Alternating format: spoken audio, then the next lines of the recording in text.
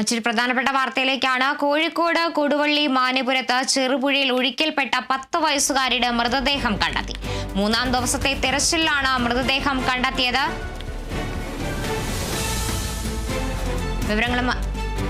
വിവരങ്ങളുമായി റിയാസ് KMR ചേരുന്നുണ്ട്. റിയാസ്, ഒടുവിൽ 10 വയസ്സുകാരിയുടെ മൃതദേഹം കണ്ടെത്തിയിരിക്കുകയാണ്. 3 ദിവസത്തെ തെരച്ചിലിനൊടുവിലാണ് ഇപ്പോൾ മൃതദേഹം കണ്ടെത്തിയിരിക്കുന്നത്. കൂടുതൽ വിവരങ്ങൾ.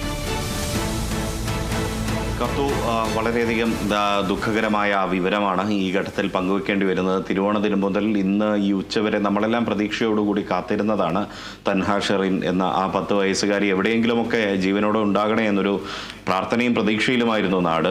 കോഴിക്കോട് കൊടുവള്ളി മാനിപുരം ചെറുപുഴയിലാണ് ദൗർഭാഗ്യകരമായ സംഭവം ഉണ്ടായിരുന്നത്. തിരുവോണ ദിനത്തിൽ കാൽവഴുതി പുഴയിലേക്ക് വീണ കുഞ്ഞ് 10 വയസ്സുകാരിയുടെ മൃതദേഹം ഇപ്പോൾ കണ്ടെത്തിയിരിക്കുന്നു.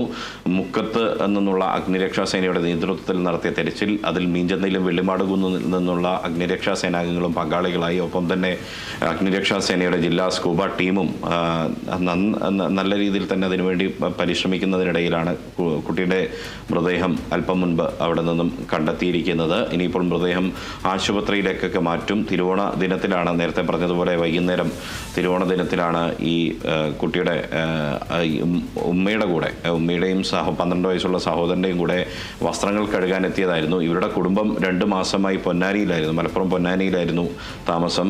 ഇവിടെ കൊടുവള്ളി സ്വദേശിയായ മുർഷിദിൻ്റെ മകളാണ് ഈ തൻഹ ഷെറിൻ എന്ന് പറയുന്നത്. അങ്ങനെ ഈ മുർഷിദിൻ്റെ സ്ഥലമാണ് കൊടുവള്ളി. അവിടെയായിരുന്നു നേരത്തെ താമസിച്ചിരുന്നത്. ഇവർ 2 മാസമായി മലപ്പുറം പൊന്നാനിയിലായിരുന്നു താമസം. മാറ്റിയിട്ട് അങ്ങോട്ടേക്ക് മാറ്റിയതാണ്. അതിനുശേഷം ഇവരുടെ ബന്ധുവിൻ്റെ വിവാഹത്തിൽ പങ്കെടുക്കാനായി വന്നതാണ്. ശനിയാഴ്ചയായിരുന്നു ആ വിവാഹം നടന്നത്. പക്ഷേ അതിനു മുൻപ് തന്നെ ഈ വിവാഹ വീട്ടിലുള്ള വസ്ത്രങ്ങൾ കഴുകാനായി ഇവർ ആദ്യം പൂനൂർ പുഴയുടെ ഭാഗത്തേക്ക് ഒക്കെ പോയിരുന്നു. പക്ഷെ അവിടെ ഇറങ്ങാൻ പറ്റാത്തൊരു സാഹചര്യം ഈ മഴയൊക്കെ ഉണ്ടായിരുന്നു. ഈ ചെറുപുഴ എന്ന് പറയുന്ന മാനിപുരത്തെ ചെറുപുഴയുടെ ഭാഗത്ത്, അവിടെ ചെറുപുഴയിൽ ഈ ആഴം കുറവാണ്. അതുകൊണ്ടാണ് അങ്ങോട്ടേക്ക് വന്നത്. പക്ഷേ ആ വരവ് എന്ന് പറയുന്നത് സ്വന്തം മകളെ നഷ്ടപ്പെടുന്ന ഒരു വരവായി ആ ഉമ്മയ്ക്ക് മാറി എന്നുള്ളതാണ്.